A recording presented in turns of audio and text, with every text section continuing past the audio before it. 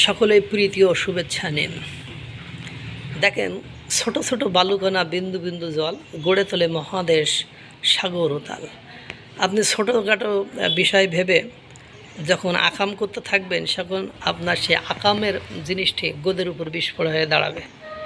আপনি নেপালে যে মুসলমান, পাকিস্তানি এবং বাংলাদেশি মুসলমানরা নেপালে অবৈধভাবে বা বৈধভাবে অনুপ্রবেশ করে হোক আর যাই হোক, সেখানে আবাস গেড়েছে, বসবাস করে নেপালে।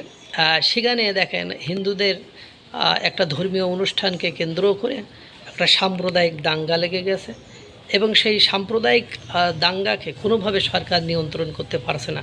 হিন্দুরা উত্তেজিত হয়ে গিয়েছে, তাদের সাথে তাদের 3 জনকে সরকারের পক্ষ থেকেই গুলি করে হত্যা করা হয়েছে। আর অবস্থা এই মুহূর্তে নেপালের অবস্থা আরও খুব জটিল, কঠিন এবং গুরুতর পরিস্থিতির দিকে গিয়েছে। নেপালের হিন্দু জনগোষ্ঠী এখন বলতে চাচ্ছে যে নেপাল থেকে বাংলাদেশি এবং পাকিস্তানি যেসব অবৈধ অনুপ্রবেশকারী বা নাগরিক রয়েছে, তাদেরকে এদেশ থেকে বের করে দিয়ে নেপালকে হিন্দু রাষ্ট্র হিসাবে ঘোষণা করতে হবে।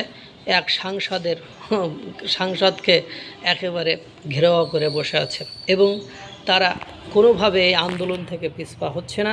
তাদেরকে কোনোভাবে নিয়ন্ত্রণে সরকার নিয়ে আসতে পারছে না। দেখেন, শুরু হয়েছিল কি নিয়ে, আর এই মুহূর্তে বালেন্দ্র শাহ যে সরকার রয়েছে, সে সরকার এত বেশি চাপে রয়েছে যে তারা দেশের অর্থনৈতিকভাবে অর্থনৈতিক বিপদগ্রস্ততার মধ্য দিয়ে সময় অতিবাহিত করেছে।